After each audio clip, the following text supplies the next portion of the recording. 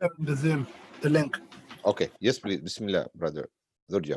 أعوذ بالله من الشيطان الرجيم بسم الله الرحمن الرحيم اللهم صل على محمد وعلى محمد وعجل فرجهم الحمد لله رب العالمين وصلى الله على سيدنا محمد وعلى بيته الطيبين الطاهرين وصلى على محمد وعلى محمد.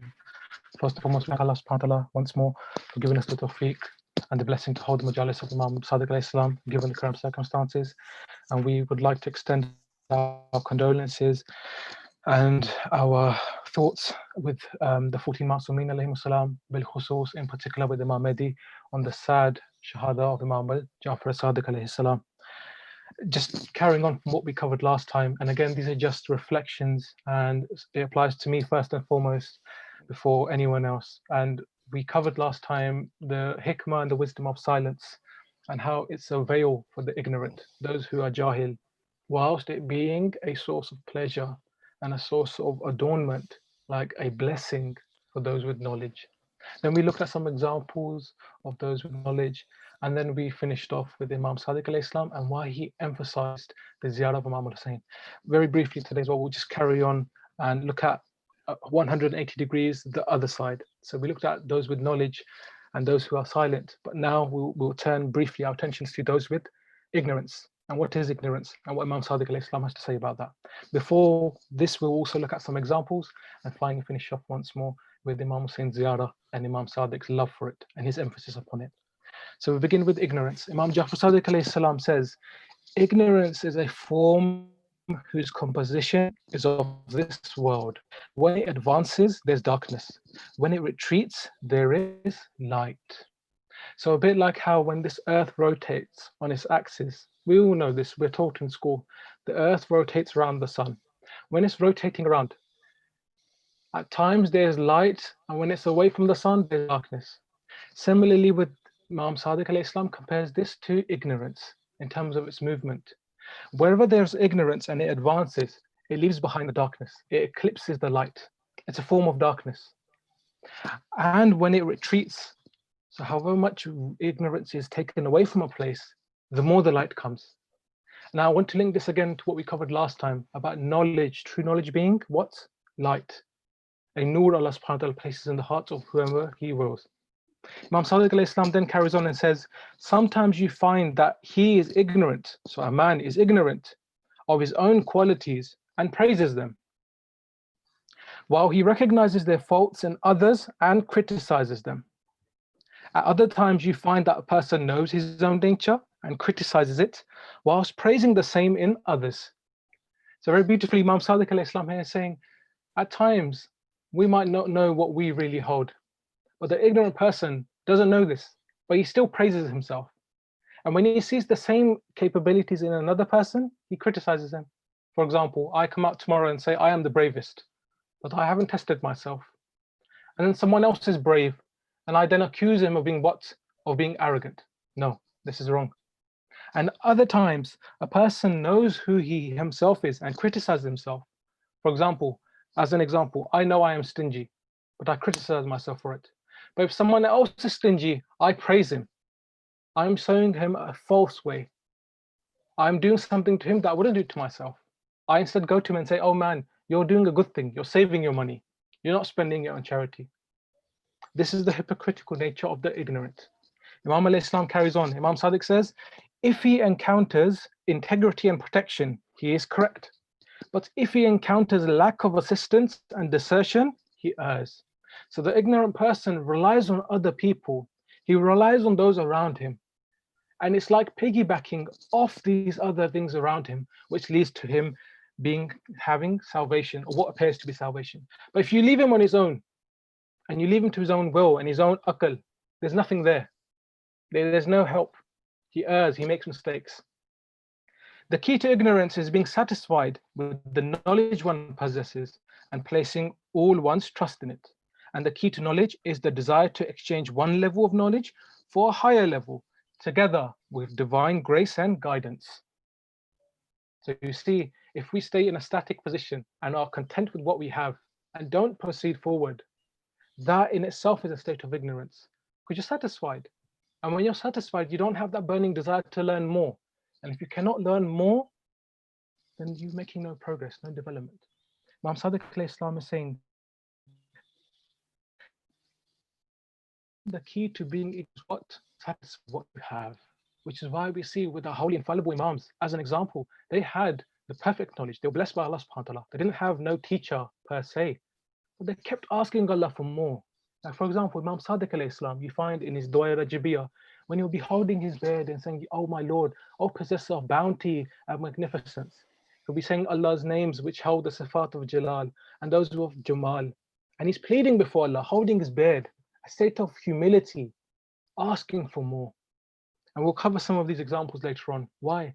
Because they know how to speak to Allah subhanahu wa ta'ala, how you must be humble before him and not arrogant like shaitan. And again, we'll come to this later on. So the key is to always progress. We find that in this world as well. If you have a job at a certain firm or anywhere, if you want to progress and be a supervisor or a vice president or head teacher or something, you want to work your way up, you have to acquire more knowledge. Be it about the institution you're working at or about the market or anything else, you need to acquire knowledge.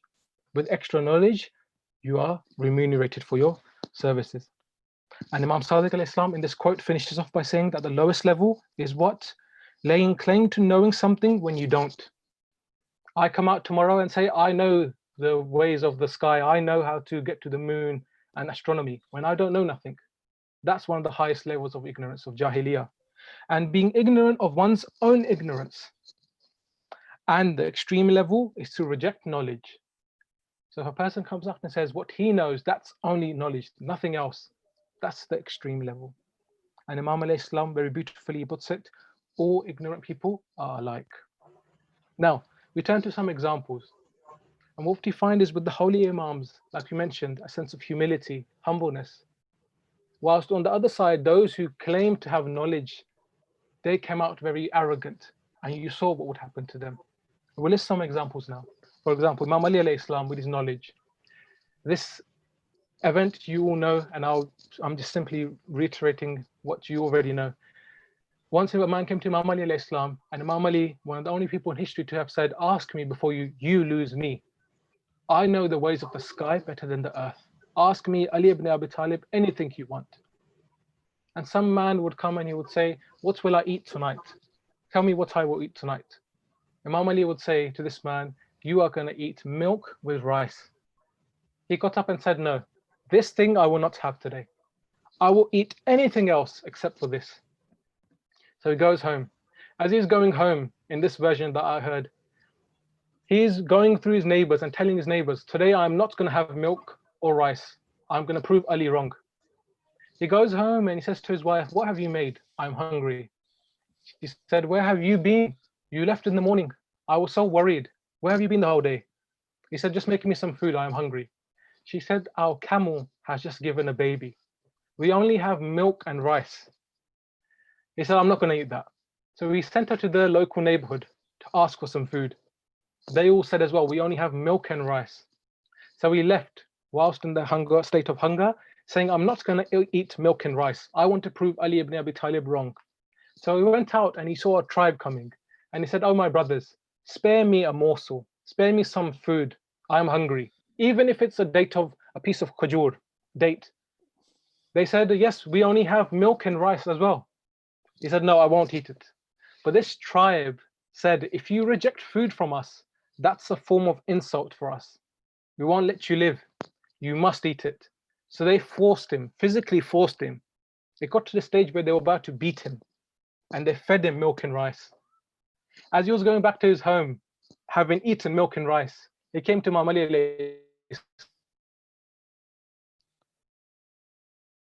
Imam Ali said, you lied to me. You ate milk and rice today.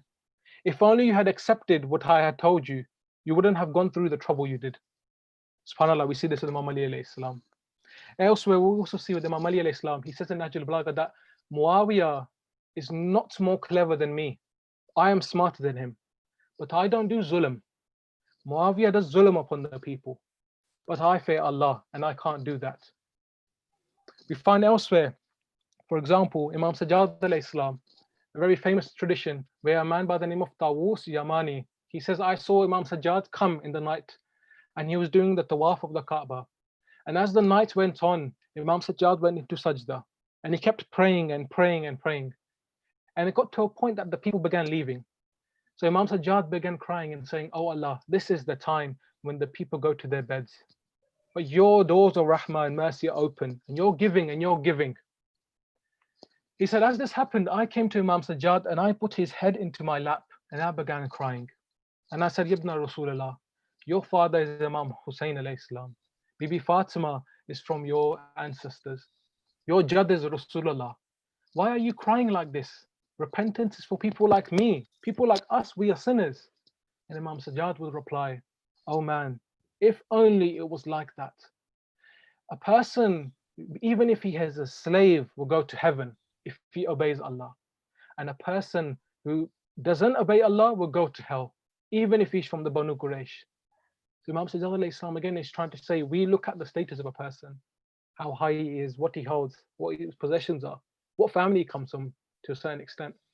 But in front of Allah subhanahu wa ta'ala, it's what the heart, the inside, the part you cannot see. And God tests you. Imam Ali very beautifully has said as well, God could have made Hazrat Adam to be a very beautiful person with a lot of light, a lot of beam coming from him. But he made it from clay for a reason, to test the angels. And in this, Shaitan was also caught up, to test them to see if they can see the true essence of a person. The true essence of Hazrat Adam was the knowledge given to him, which is why the angels then bowed down. But Allah wanted to test the people, the angels.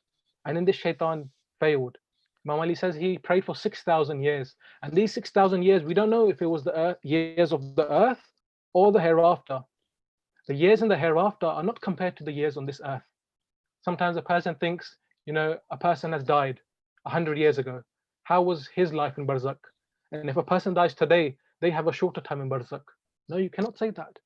The time in Barzakh in that world is not like the time here. Like here right now, it's 8, let's say roughly it's 8 o'clock in London. In Japan, it's the new morning. It's almost Fajr time there. If you go a bit more towards the west, in the US, they are having the midday now. Time is man-made. God is not bound by time. And his nizam and his zaman and makan, it's not bound by time. So we cannot say that for sure. So in light of this, Imam Ali says, Shaitan prayed for 6,000 years. And for one moment he had arrogance and said, I will not bow down to Adam.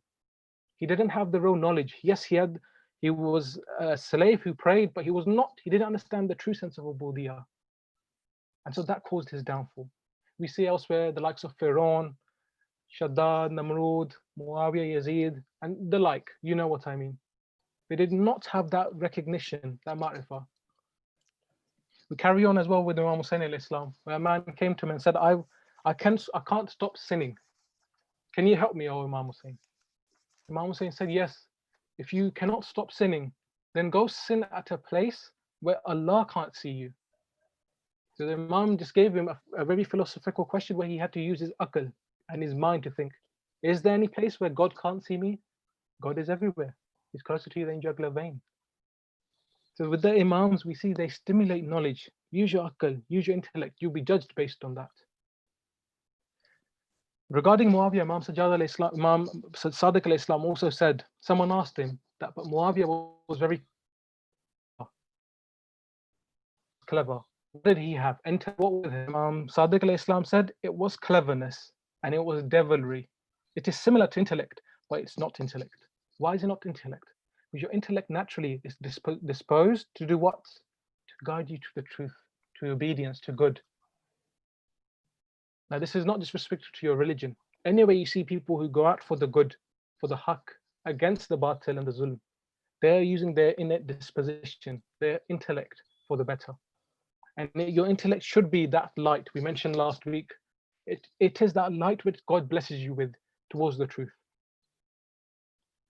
A man once also saw Imam Sadiq al-Islam by the name of Abu Amr Shaybani. He said, I saw Imam Sadiq al-Islam in the heat outside, working and working with a spade. And he was sweating. I could see Imam Sadiq was sweating. So I thought maybe he doesn't have anyone to work for him. So I came to Imam Sadiq al-Islam and I said, give me the spade, I will work for you. And Imam Sadiq said, no, I like this position because as I'm working for my family. I am giving my haqq, I'm fulfilling my obligations towards Allah subhanahu wa ta'ala. And before we finish off this point, we find what? that he who does not know, the famous tradition, he who does not know the Imam of his time dies the death of the age of ignorance, the Holy Prophet said. Now, the Prophet could have said kufr or rejection, but no, he said ignorance. You see, there's a specific reason why ignorance was said. The time of Jahiliyyah, you saw in Arabia, they were burying their daughters alive, and other zulms and so on, other customs, tribalism. One tribe does not speak to the other tribe because this tribe's great great ancestor did not speak to this great great ancestor, and the like. You know what I mean. But the Holy Prophet is saying, he who does not recognize the Imam of his time dies the death of Jahiliyyah. Recognize the Imam of your time. That doesn't mean, as people say, when you're questioning the grave, what is your book? Who is your Lord? Who's your Prophet? Who's your Imam? You can write this and take it with you. No, it's not about knowledge in that sense. If you Brother, know something, then you act upon it, right? So why can't we act upon what we know? If I know Imam Ali stood for the right and I believe in Imam Ali, then I will also stand for the right. My actions should add up to my akal, to my knowledge, and I should show this physically.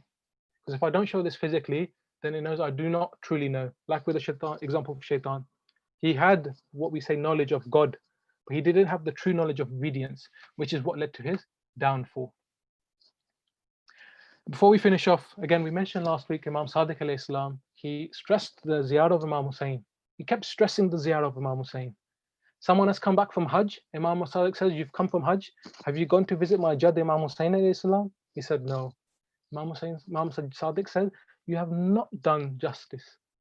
Go visit Hussain, my Jad. Why was the emphasis on Imam Hussain? And we mentioned this last week. Some reasons are for this.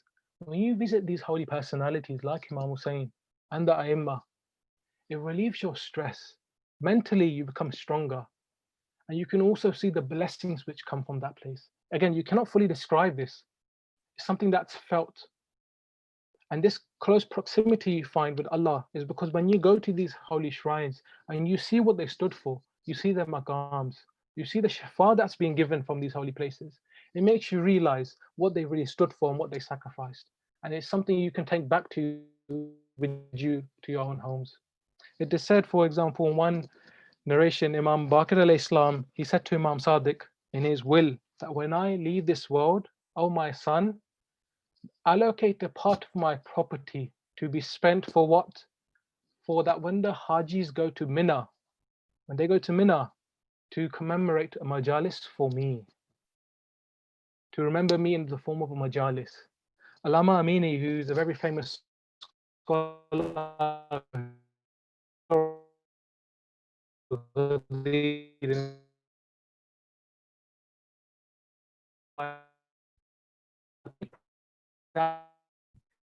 even now, and more so back then, at the time of it was a place where all these Muslims could come together as one.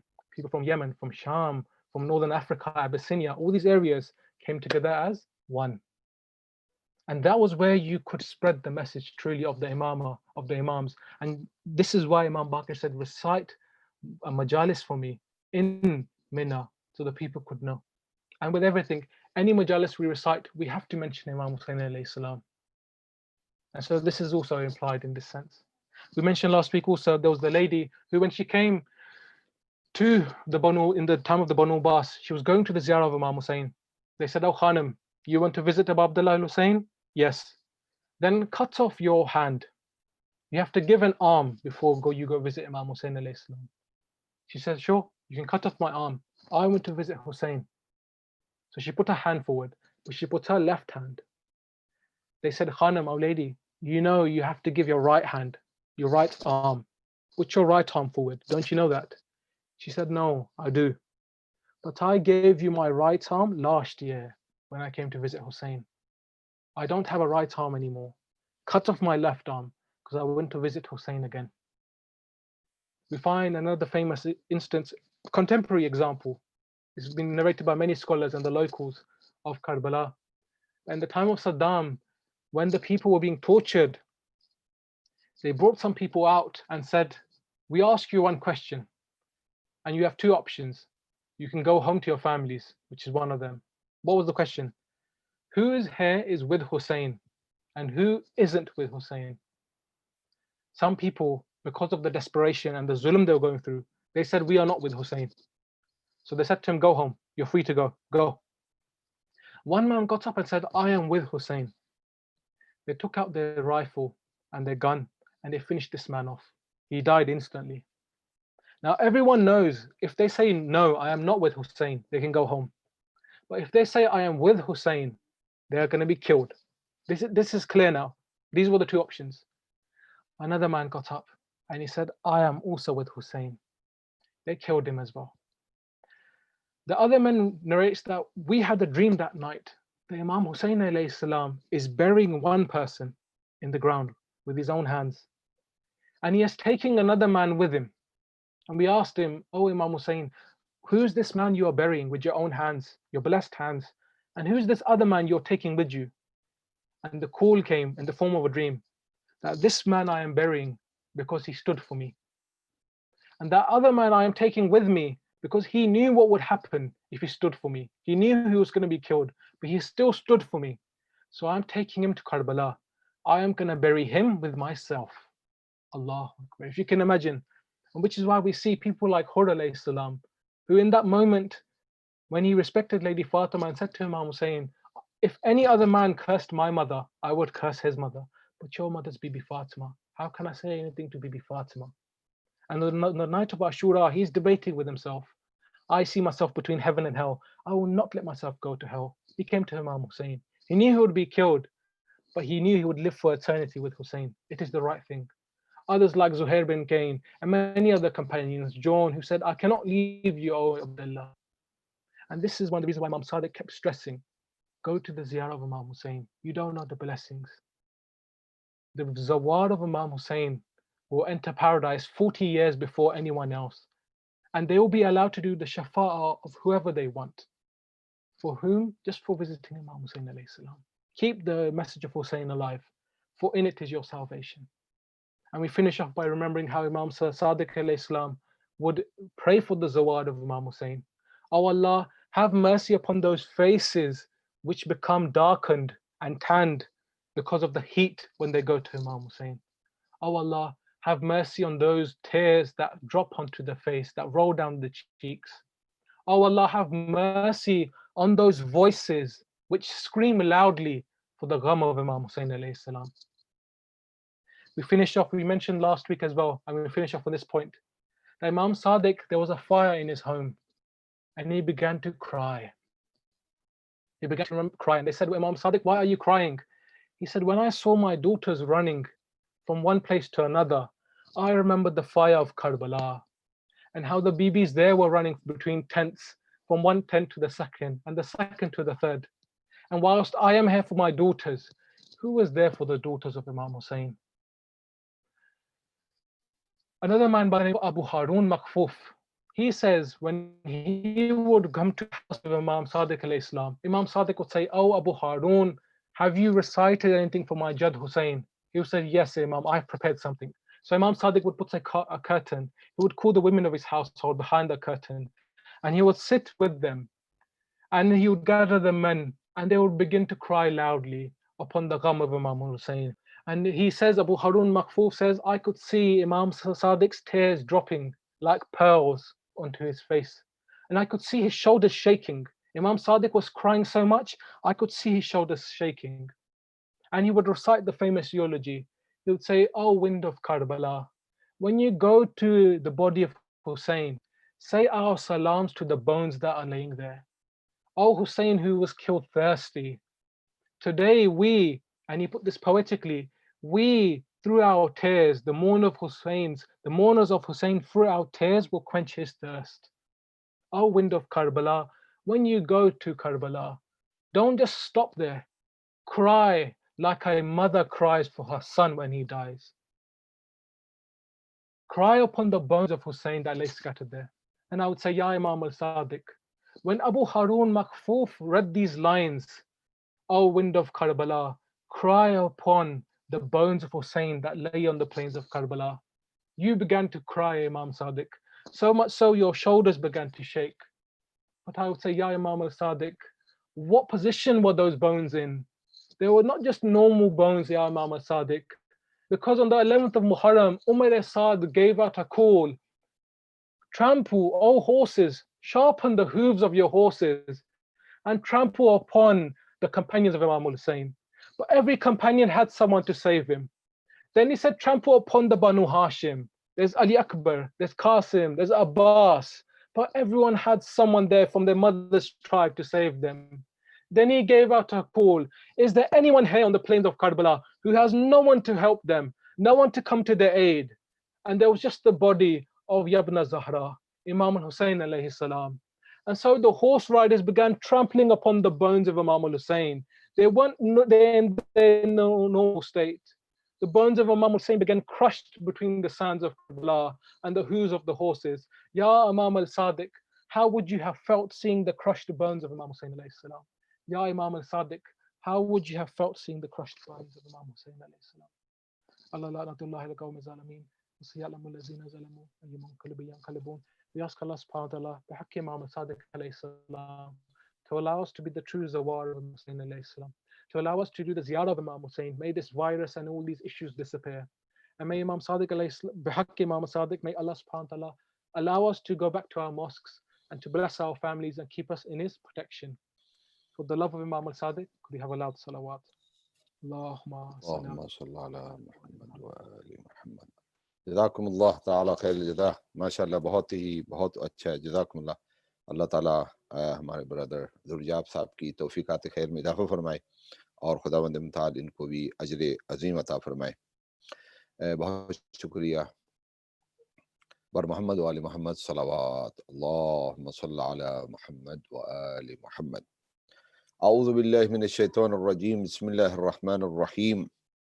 الحمد لله رب العالمين والصلاة والسلام على أشرف الأنبياء والمرسلين سيدنا ونبينا وطبيب قلوبنا وشفيع ذنوبنا أبي القاسم محمد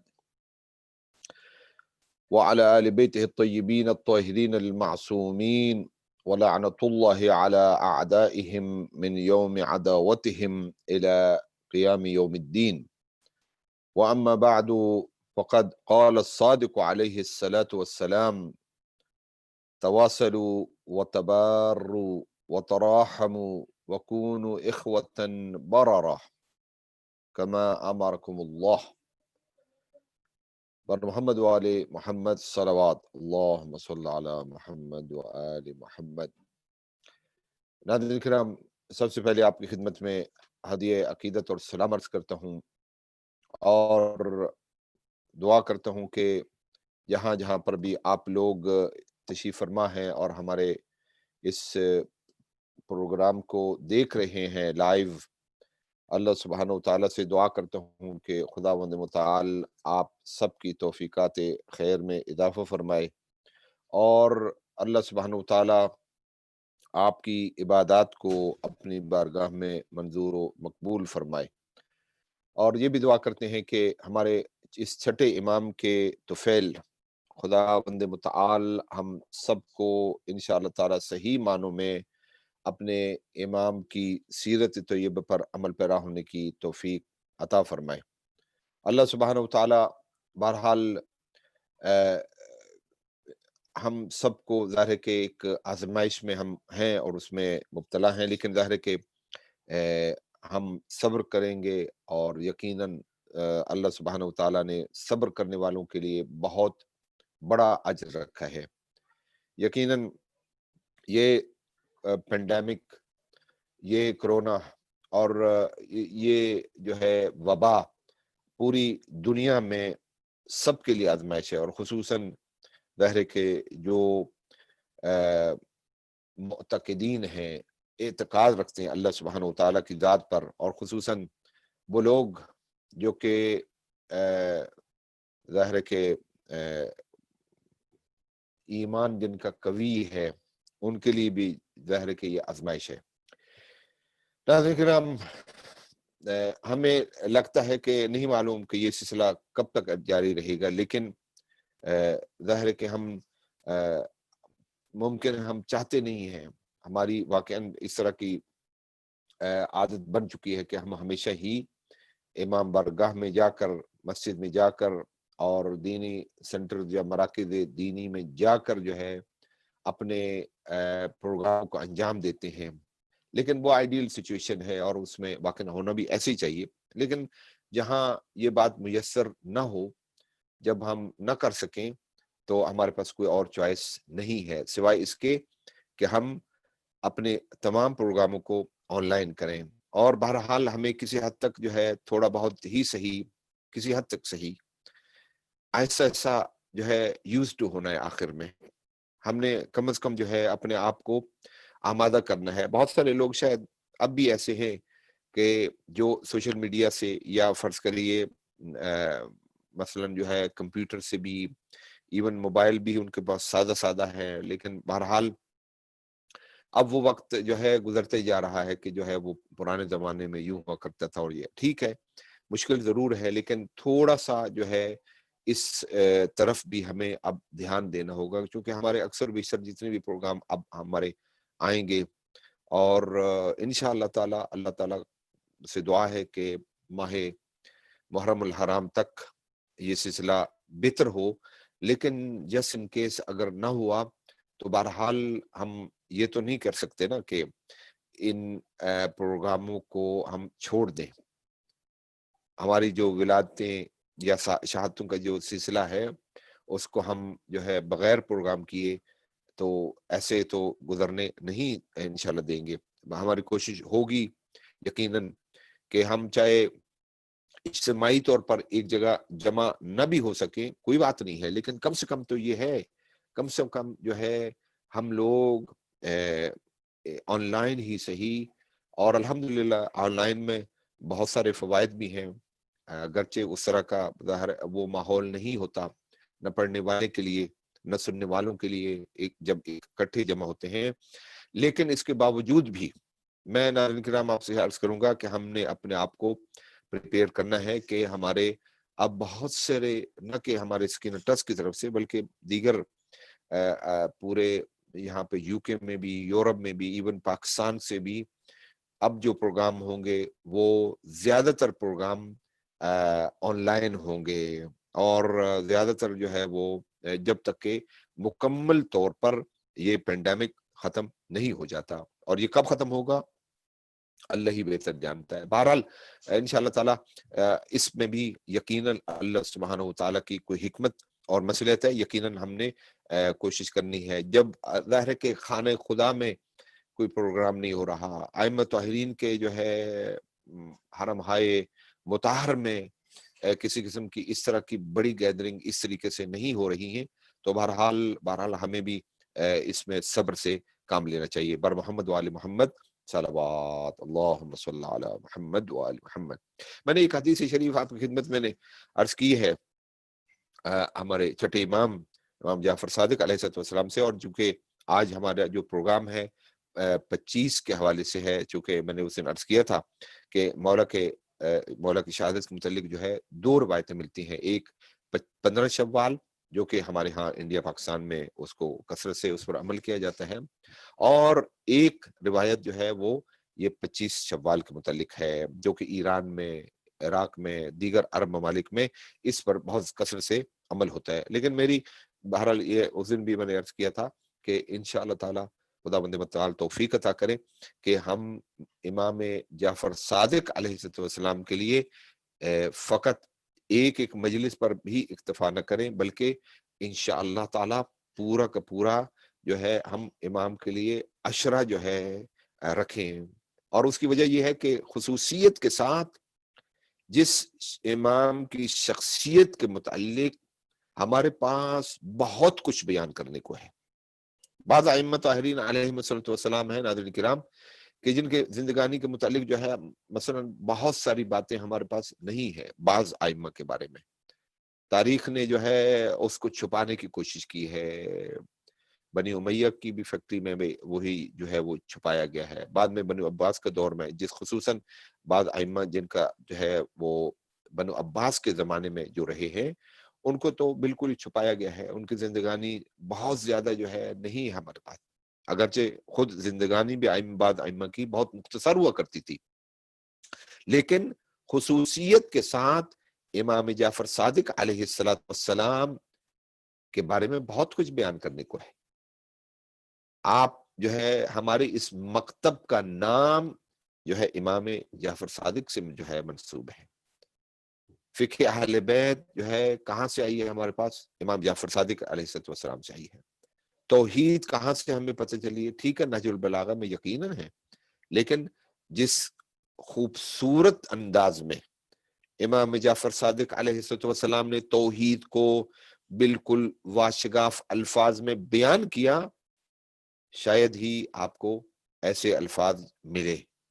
اور خوبصورت انداز میں بہت سارے مناظرے کیے، آج تھوڑا سا ایک اشارہ مناظرے کی طرف بھی کریں گے. لیکن آئیے اس حدیث شریف کا ترجمہ کرتے ہیں کہ جس میں مولا امام جعفر صادق علیہ السلام فرما رہے ہیں تواصلوا وتباروا وتراحموا وکونوا اخوة بررہ کما امرکم اللہ. مولا فرما رہے ہیں کہ آپس میں صلہ رحمی کرو، آپس میں اچھے انداز میں پیش آؤ، اچھا تعلق رکھو. یہ بغض، حسد، کینہ اس کو ختم کر دو.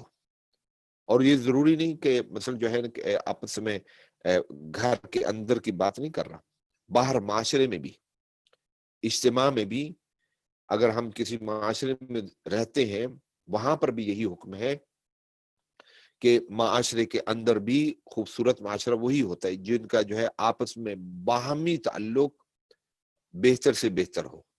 آپ تو کوشش کریں، ممکن ہے کہ وہ نہ چاہتے ہوں، دوسری سائڈ جو ہے، دوسری پارٹی جو ہے وہ بالکل اس پر راضی نہیں ہے، لیکن کوئی بات نہیں ہے، کم از کم آپ کوشش کریں، آپ ان سے صلہ رحمی کریں. اور واقعاً میں یہ کہہ سکتا ہوں کہ کبھی کبھی جب ہم سنتے ہیں کہ مثلاً جو ہے بیٹا ماں سے ناراض ہے تو تعجب ہوتا ہے، یا دونوں مثلاً بھائی اور جو ہے یا دونوں بہنیں آپس میں روٹھے ہوئے ہیں، تعجب ہوتا ہے.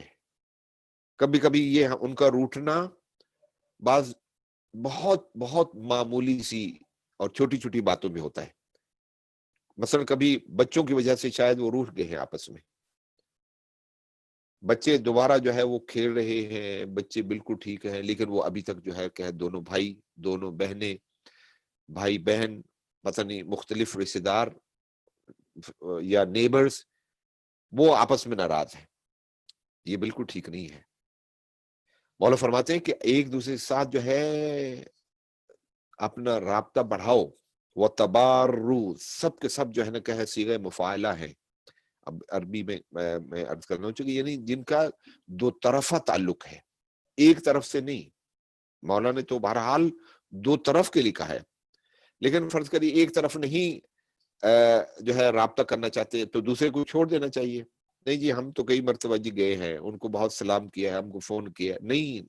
پھر بھی انسان کو مایوس نہیں ہونا چاہیے، پھر بھی کوشش کو جاری رکھنا چاہیے، پھر بھی جو ہے اپنے جو ہے اس رابطے کو برقرار رکھنا چاہیے. وہ تبارو، ایک دوسرے کے ساتھ اچھائی کے ساتھ، نیکی کے ساتھ پیش آؤ.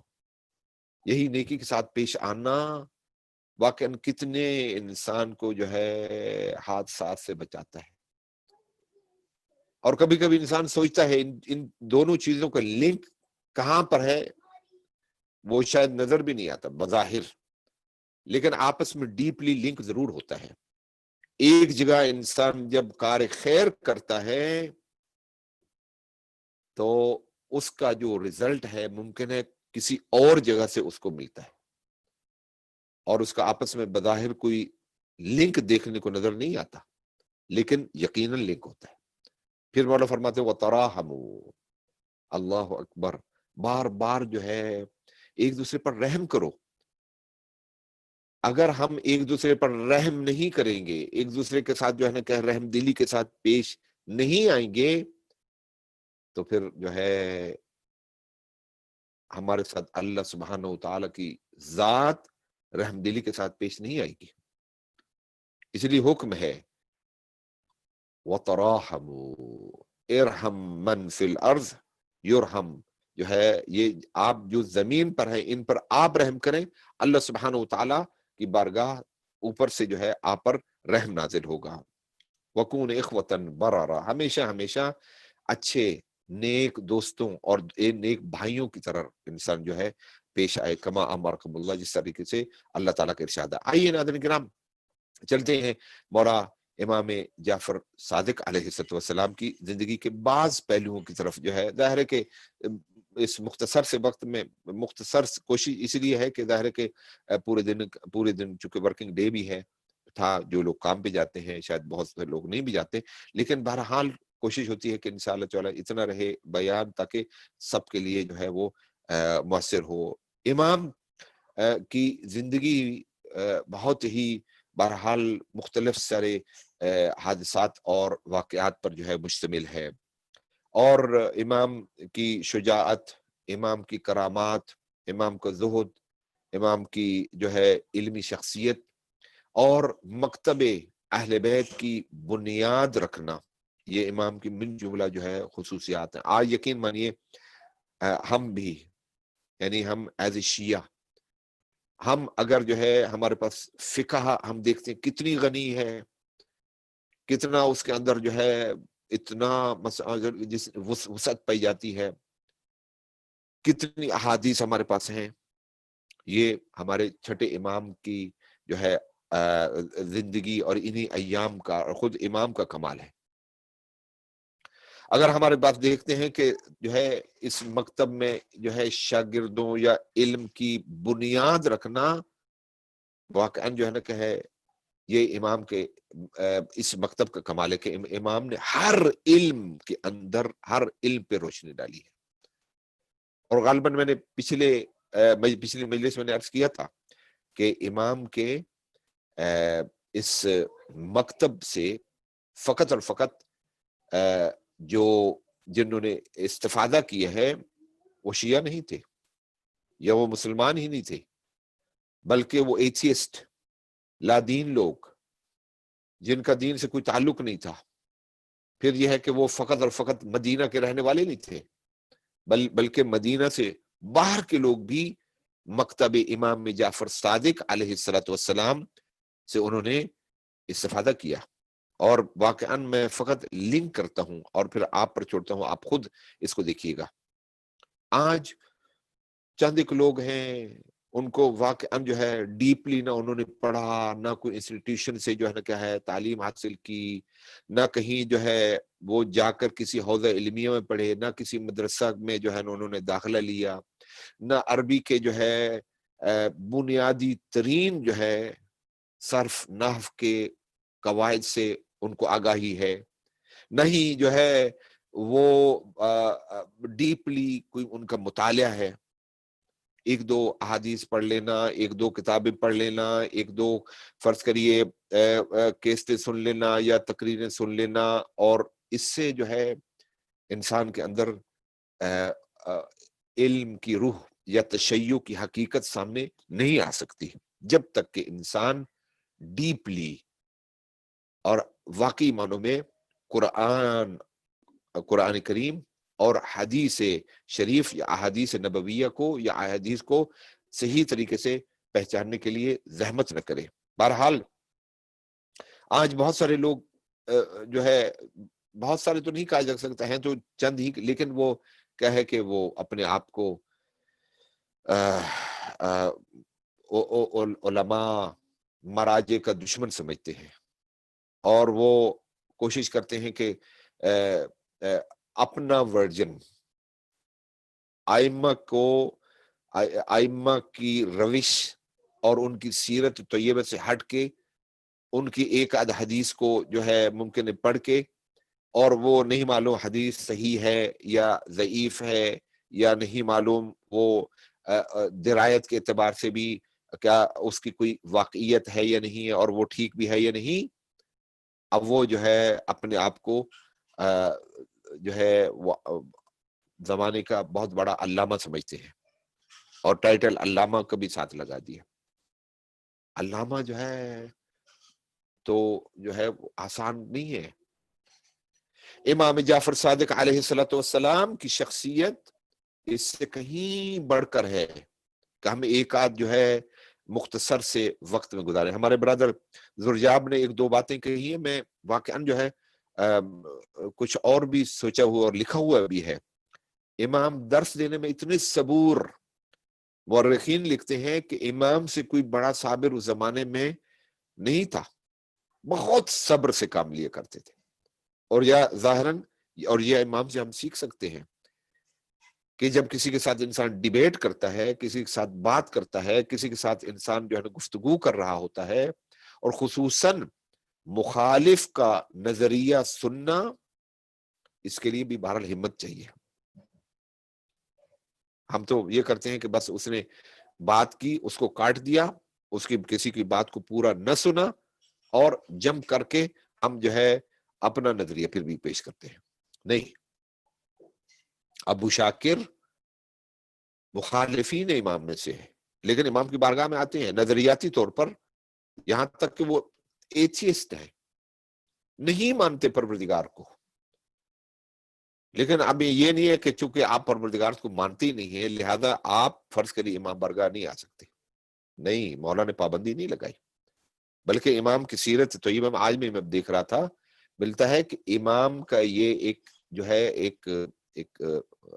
ایک روزمرہ کا ایک اصول تھا، اور وہ یہ تھا کہ امام جب بھی درس دیتے تھے مسجد میں، مسجد مدینہ ہو یا مسجد کوفہ میں، جب عراق میں تشریف فرما تھے، تو امام کی یہ روٹین تھی کہ امام درس دیتے، اور درس کے دینے کے بعد آخر میں ظاہر ہے کہ مخالفین کے سوالوں کا جواب دیتے تھے، ان کے ساتھ بحث ہوتی، مناظرہ ہوتا، اور امام ان کے سوالوں کا مفصل جواب دیتے، جب تک کہ وہ امام سے جو ہے امام کی اس جواب سے اگر کوئی بھی تشنگی ہوتی تو یقیناً امام ان کی تشنگی کو بجھاتے.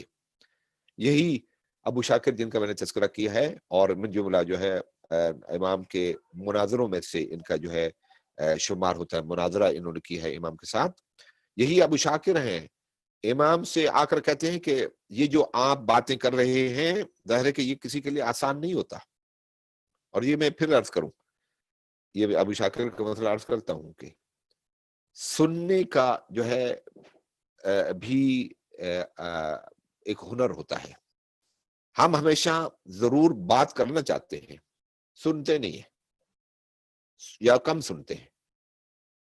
ہم زیادہ تر بولنا چاہتے ہیں، ہم اپنی بات کو کہنا چاہتے ہیں، شاید درست ہے، غلط ہے، ممکن ہے کوئی منطق بھی نہ ہو، نہ کوئی جو ہے نا کوئی عقلی باتیں کریں، پھر بھی ہماری کوشش یہ ہوتی ہے کہ ہم اپنی بات کو منوائیں، اگلا فریق ہماری بات کو، ہماری ہی بات کو سنیں. بھائی اس کی بھی بات تو سنیں.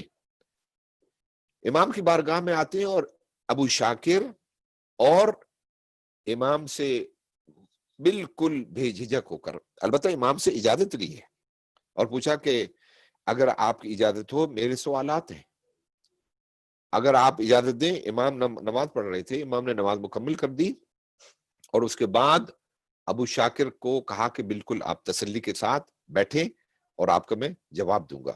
تو ناظرین کرام، امام تشریف فرما ہے، اب ابو شاکر ہیں کہ امام سے کہا کہ یہ جو اللہ سبحانہ و تعالی کا آپ نے ایک تصور پیش کیا ہے یہ افسانے کے علاوہ کچھ بھی نہیں ہے.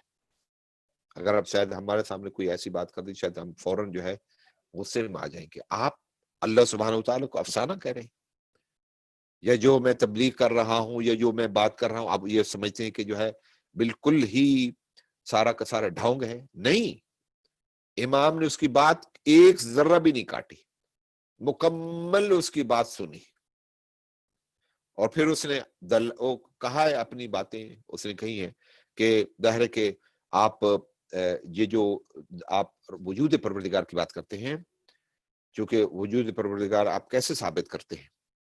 نہ تو اللہ سبحانہ و تعالیٰ کو ہم آنکھوں سے دیکھ سکتے ہیں، نہ تو اس کو ہم کانوں سے جو ہے سن سکتے ہیں، نہ تو اللہ سبحانہ و تعالیٰ کی ذات کو جو ہے وہ ہم اپنے جو ناک سے سونگھ سکتے ہیں، ہوا سے پنجگانہ، نہ ہی اس کو ٹچ کر سکتے ہیں.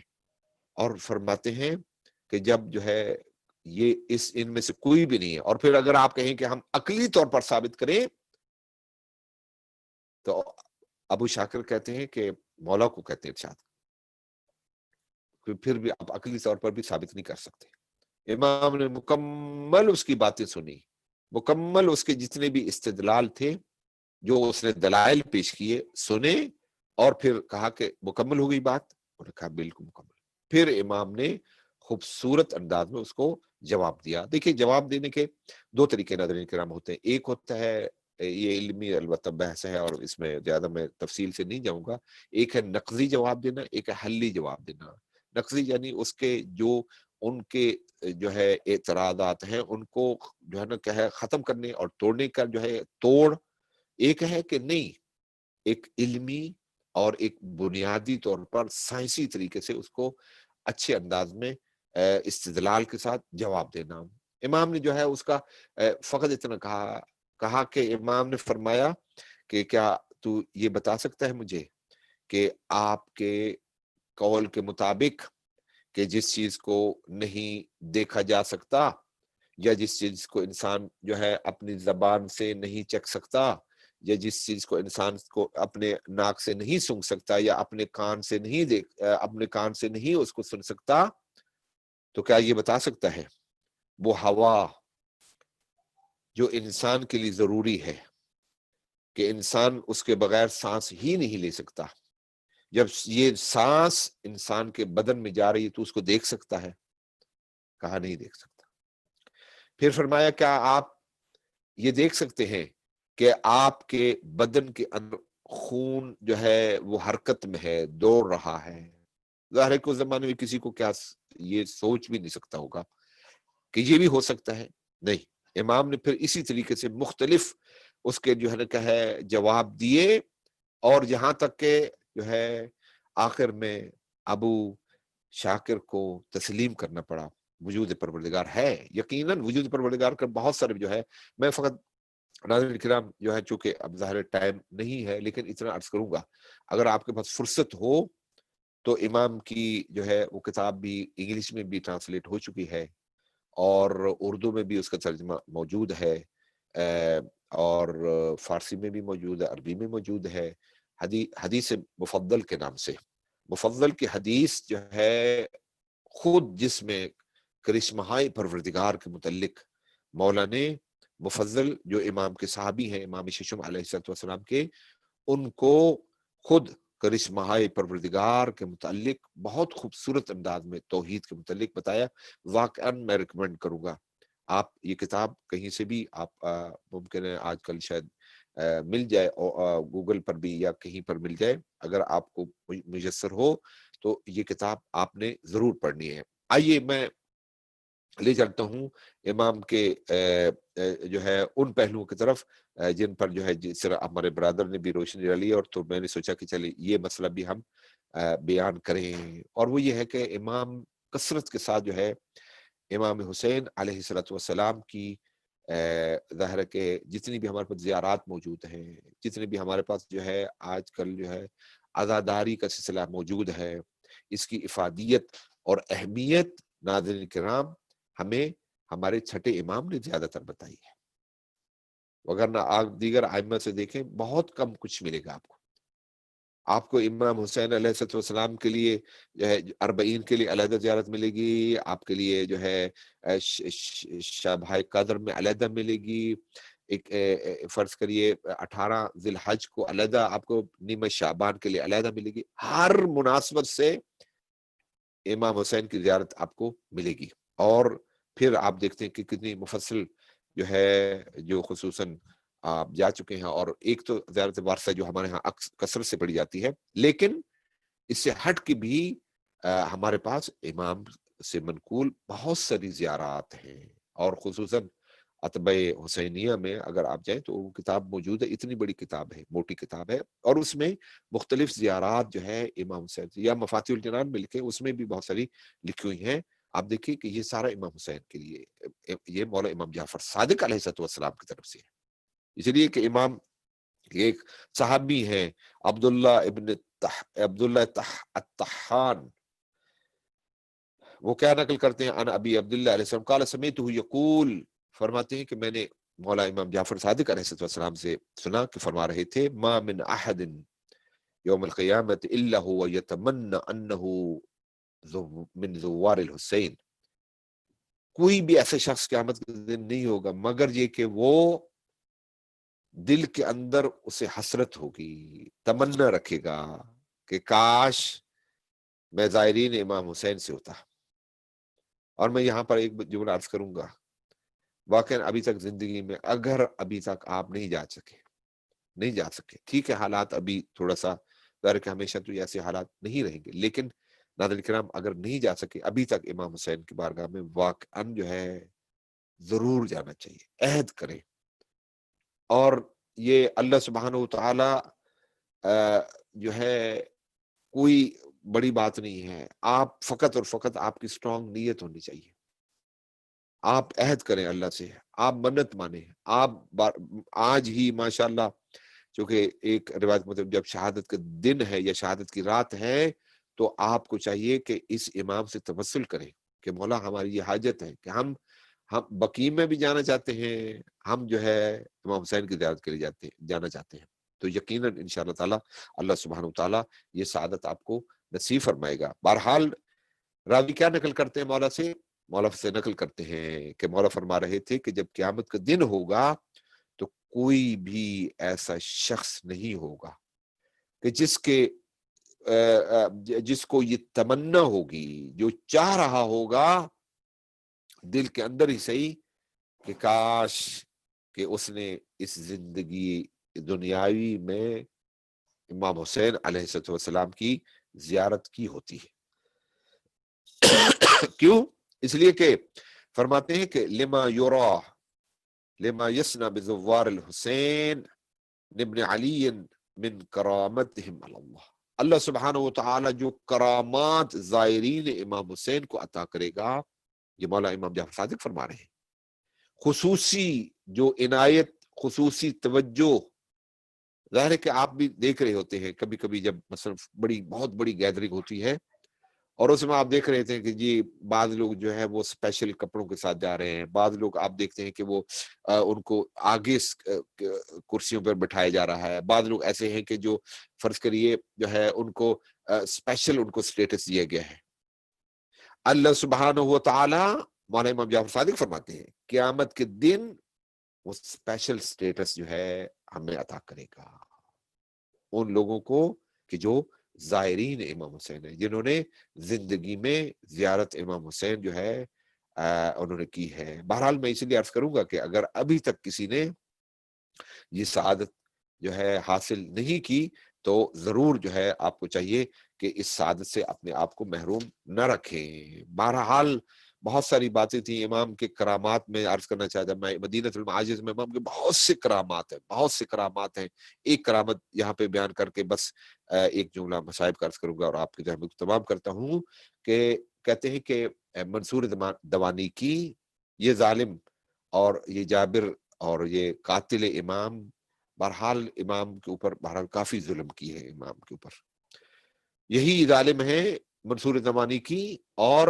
اسی عرصے میں آخری ظاہر کے امام کی زندگی کا آخری بادشاہ تھا کہ جس نے 50 کے لگ بھگ جو ہے تقریباً جو ساحر ہیں ان کو بلایا، 50 کے قریب ان کو بلایا تاکہ وہ کیا کریں، امام پر سحر کریں۔ اب ظاہر ہے کہ کوئی ظاہر جب یہی وجہ ہے کہ جب معرفت نہ ہو تو یقیناً اس سے انسان پہلے واقعاً یہی عرض کروں گا کہ جب معرفت نہ ہو تو یہی ہے، وگرنہ امام اور سحر ان دونوں کا آپس میں جو ہے نا کہ کوئی جو ہے ربط نہیں ہے۔ بہرحال انہوں نے بھی ظاہر ہے کہ اور کہتے ہیں کہ بعض ساحرین کو جو اس زمانے میں کابل سے بلائے گئے تھے، عجیب ہے، میں آج روایت میں دیکھ رہا تھا مدینہ معاجز کی روایت میں کہ جو بڑے بڑے ماہر ہوتے تھے ان کو بلایا اور انہوں نے کوشش کی کہ جب امام تشریف لیں تو امام پر سحر کریں، اچھا کسی نے کون سی تصویر بنائی ہوئی تھی، کسی نے کون سی تصویر بنائی ہوئی تھی. تو امام جو ہی داخل ہوئے تو امام نے ذکر پڑھا، امام نے جو ہے خصوصی ذکر پڑھا اور یہ فرمایا کہ اللہ سبحانہ وتعالیٰ کے جو ہے حکم سے یہ سحر ختم ہو جائے گا، یہ سحر باطل ہو جائے گا، اور اللہ تعالیٰ آپ لوگوں کے سحر کو باطل کرے گا. اور پھر امام نے یہ فرمایا کہ جس نے جو شکل بنائی ہے، اکثر و بیشتر نے جو ہے نا شیروں کی شکل بنائی تھی، اللہ سبحانہ وتعالیٰ کی بارگاہ میں دعا کی کہ ان لوگوں کو جو ہے یہی شیر جو ہے زندہ ہو جائیں اور ان کو کھا جائیں. مدینۃ الماجد میں لکھتے ہیں کہ امام کے جو ہے اس حکم کے بعد ظاہر کہ امام حجت اللہ البالغہ ہوتا ہے، امام وقت جو ہوتا ہے اللہ سبحانہ وتعالی اور مخلوق کے درمیان رابطہ ہوتا ہے، اسی کے فیض سے پوری دنیا جو ہے مستفید ہو رہی ہے، سانس لے رہی ہے اور رزق پا رہی ہے. بوجود ہی رزق الورا، یہ یقین ہے، واقعا اس میں کوئی شک و شبہ نہیں ہے. بہرحال امام نے حکم دیا، وہ شیر بن گئے اور انہوں نے جو ہے جن جن لوگوں نے بنایا تھا ان کو کھا گئے. یہاں تک کہ تاریخوں میں ملتا ہے کہ خود منصور دوانی کی گر گیا اور بے ہوش ہو گیا. جو ہی ہوش آیا امام بارگاہ میں حاضر ہوا، کہا کہ مولا مجھے معاف کر دیجیے، آئندہ یہ نہ ہوگا. دیکھیے کتنا ظالم، کتنا ہی جو ہے معرفت سے جو ہے دور، امام کی قدر و منزلت دیکھ کر بھی اپنی آنکھوں سے دیکھ رہا ہے کہ امام نے بس چھوٹا سا حکم دیا، کوئی لمبی چوڑی تگ و دو نہیں کی، امام نے حکم دیا اور ان کو شیر کھا گئے. تو اب جو ہے بارگاہ امامت میں عرضی پیش کی کہ میں آپ سے خدمت میں عرض کرتا ہوں کہ آپ ان شیروں کو حکم دیجئے کہ جس طریقے سے انہوں نے ان کو نگل لیا ان کو دوبارہ جو ہے واپس لوٹائیں. تو امام نے وہی جملہ جو آپ نے معروف ہے وہ سنا ہے، پہلے بھی دیگر ائمہ کے بارے میں بھی یہ معجزہ اور یہ جو ہے وہ کرامت پائی جاتی ہے. تو امام نے وہی جواب دیا، اگر عصائے حضرت موسیٰ نے جو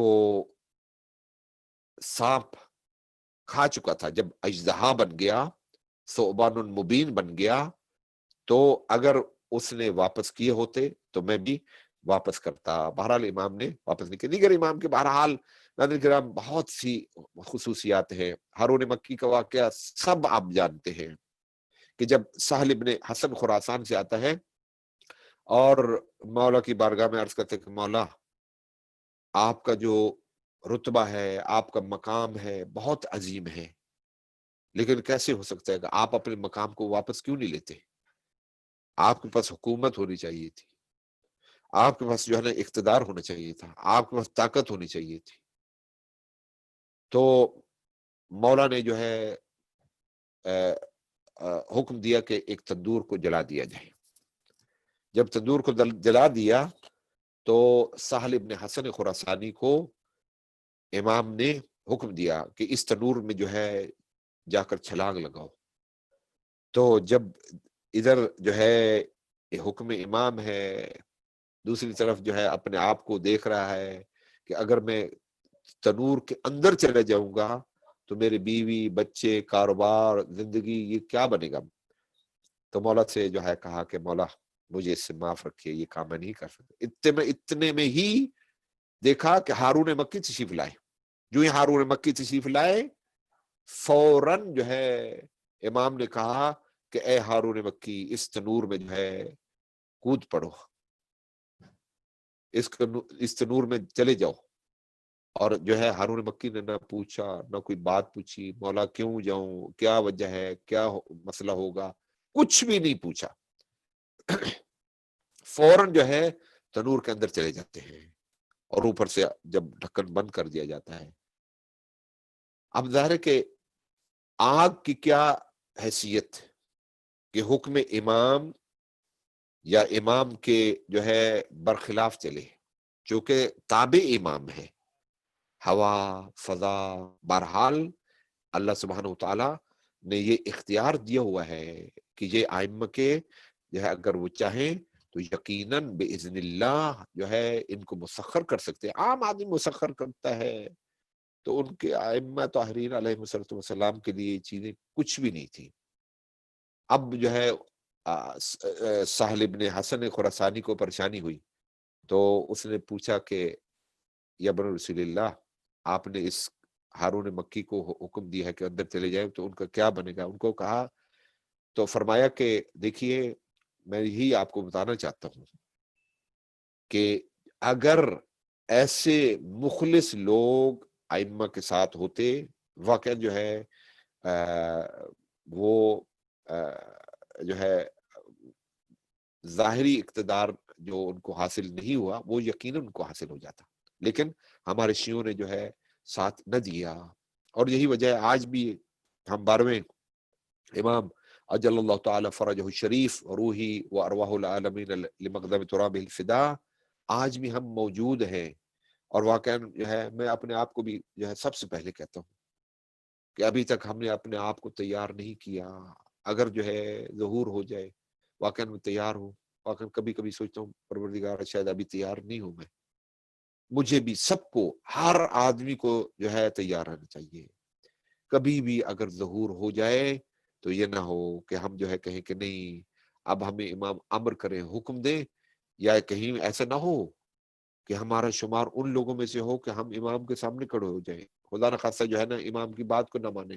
جی ہمارے بیوی بھی ہیں، ہمارے بچے بھی ہیں، ہمارے گھر ہے، مورگیج ہے، یہ ہے وہ ہے، ساری باتیں اپنی جگہ پر ہیں، لیکن جو ہے امام کے سامنے انسان جو ہے کہیں ایسا نہ ہو. بہرحال اپنی عاقبت بخیری کی دعا کرنی چاہیے. آئیے ناظرین آخری ایک جملہ عرض کرتا ہوں. واقعاً جو ہے کتنا سخت تھا. امام آخری مرحلے میں ہے. یہ ظالم منصور دمانی کی مدینہ کے گورنر کے ذریعے امام کو، جیسے کہ ایک روایت میں ملتا ہے، میں نے اس دن بھی عرض کیا تھا کہ امام کو زہر دلواتا ہے. جب امام کو زہر مل جاتی ہے، بدن میں چلی گئی زہر، اثار شروع ہوئے، تو امام نے گھر والوں کو بلایا. ہمارے برادر ابی درجاب نے بھی پڑھا ہے. واقعی امام کے لیے بڑا سخت ہوتا تھا. امام جعفر صادق علیہ السلام امام حسین کو بہت یاد کرتے تھے، اور جب امام کو زہر ملی تو امام نے گھر والوں کو بلایا، ہر ایک کو جو ہے نصیحت کی، خصوصاً نماز کی نصیحت کی. اور پھر امام جو ہے کی روح اس کفر سے انصری سے جو ہے پرواز کرتی ہے. ظاہر امام نے امام موسیٰ کاظم علیہ السلام کو نصیحتیں کی ہیں، بہت ساری جو ہے نے کہا ان کو امامت کے راز منتقل کیے. اور اس ناظرین جب جو ہے امام موسیٰ کاظم ہیں، اب جسد اطہر امام کو لے جا رہے ہیں، گھر والے بھی موجود ہیں، کوئی پابندی بھی نہیں ہے، بظاہر حکومت وقت کے لوگ بھی وہ ساتھ دے رہے ہیں اور وہ بھی ساتھ موجود ہیں، لیکن مولا خود فرماتے ہیں، کہتے ہیں کہ لا یومک یا ابا عبداللہ. حضرت امام حسین کو یاد کرتے ہیں کہ یا امام حسین، جو مصیبت آپ پہ آئی ہے ایسی مصیبت تو کسی پر بھی نہیں آئی. آپ کا بدن اطہر 3 دن خاک کربلا پہ پڑا ہوا ہے، اس کے بعد ظالموں نے اس پر اکتفا نہ کیا، گھوڑوں کو دوڑایا. عزادارو، امام حسین علیہ السلام کے گھر والوں کو بھی اتنی اذیت پہنچائی کہ امام کے گھر والے امام سے ملنا چاہتے ہیں، جسد مطہر پر بوسہ دینا چاہتے ہیں، اس بات کی بھی اجازت نہیں ہے. عزادارو، بی بی سکینہ ہیں سلام اللہ علیہا، جب جسد اطہر پر قریب آتی ہے اور اپنے جو ہے بابا کے سینے پر سوتی ہے، یہ ظالم ملعون، کبھی یہ ظالم ملعون شمر آتا ہے تماچے مارتا ہے اور اپنے بابا سے بیوی کو جدا کرتا ہے. الا لعنت اللہ علی القوم الظالمین وسیعلم الذین ظلموا ای منقلب ینقلبون. پروردگارہ تجھے محمد و آل محمد کا واسطہ یہ قلیل سی عبادت اس کو اپنی بارگاہ منظور و مقبول فرما. پروردگارہ تجھے محمد و آل محمد کا واسطہ آج جتنے بھی مومنین اور مومنات نے ہمارے اس پروگرام میں شرکت کی ہے، سوشل میڈیا کے تھرو آئے ہیں، پروردگارہ ان سب کی توفیقات خیر میں اضافہ فرما. خصوصاً ایڈمن جو ہے جو بہت سی زحمت کرتے ہیں، خدایا ان کی توفیقات خیر میں اضافہ فرما. پروردگارہ تجھے محمد و آل محمد کا واسطہ اس وبا، اس بیماری کا خاتمہ فرما. پروردگارہ پوری بشریت، پوری انسانیت کو اس سے محفوظ فرما. پروردگارہ جو صاحبان حاجات ہیں آج کے اس امام کے طفیل، پروردگارہ ان کی حاجات کو پورا فرما. پروردگارہ جو بے اولاد ہیں ان سب کو اولاد صالح عطا فرما. پروردگارہ جو لوگ حج و زیارت کے متمنیان ان سب کو پروردگارہ زیارت کے شرف نصیب فرما. پروردگارہ تجھے محمد و آل محمد کو واسطہ شیعان حیدر کرار محبان اہل بیت جہاں جہاں شاد و آباد ان کے جان مال عزت اور آبرو کی حفاظت فرما. پروردگار تجھے محمد و آل محمد کا واسطہ شیعان حیدر کرار جو ہے خصوصاً جو ہے شام میں جو مشکلات ہیں، پروردگارہ اسی طریقے سے عراق میں جو مشکلات ہیں، پاکستان میں جو مشکلات ہیں، پروردگارہ سب کا خاتمہ فرما. ہم سب کو صحیح معنوں میں معرفت امام زمانہ نصیب فرما. پروردگارہ تجھے محمد و آل محمد کا واسطہ ہم سب کو اپنے امام کے حامیان اور ناصرین میں سے قرار دے. پروردگارہ تجھے محمد و آل محمد کا واسطہ ہمارے آقا اور مولا کا جل ظہور فرما. خصوصاً سکینہ ٹرسٹ کی پروردگارہ جو بلڈنگ ہے بس آخری مراحل میں ہے، پروردگارہ اس میں ہماری مدد فرما. اور خصوصاً جو ہے اس میں جتنی بھی مشکلات ہیں، پریشانی ان کو دور فرما. پروردگارہ تجھے محمد و آل محمد کا واسطہ تو علیم بذات الصدور ہے، ہم سب کی حاجات کو خصوصاً جتنی بھی مومنین نے دعاؤں کے لکھا التماس سے دعا کیا ہے اور خصوصاً جو ہمارے آج کے پروگرام میں شریک ہوئے ان سب کو پروردگارہ حفظ و امان میں رکھ اور ان کی دعاؤں کو مستجاب فرما. اور پوری جو ہے انسانیت کو اس پینڈیمک سے محفوظ فرما. بہت شکریہ. اور پروردگار ہم سب کے جملہ مرحومین کی بھی مغفرت فرما. پروردگارہ تو بہتر جانتا ہے، ہم واقعاً جو ہے بڑے پیمانے پر اور اچھے انداز میں اسی طرح امام بارگاہوں میں پروگرام کرنا چاہتے ہیں لیکن نہیں کر سکتے. اسی پروگرام کو، چھوٹے سے پروگرام ہے، اس کو قبول و منظور و مقبول فرما. بہت شکریہ. ناظرین کرام، آپ نے ہمارے اس پروگرام کو دیکھا، سنا اور ہم آپ کے بہت شکر گزار ہیں. اللہ تعالیٰ سے دعا کرتے ہیں کہ آپ کی توفیقات میں اضافہ فرمائے اور آپ کو جزائے خیر عطا فرمائے. اپنا بھی خیال رکھیے گا اور اپنے اطراف کا بھی خیال رکھیے گا. بہت شکریہ کہ پھر ایک اور پروگرام کے ساتھ ہم حاضر ہوں گے. التماس سے دعا. خدا حافظ.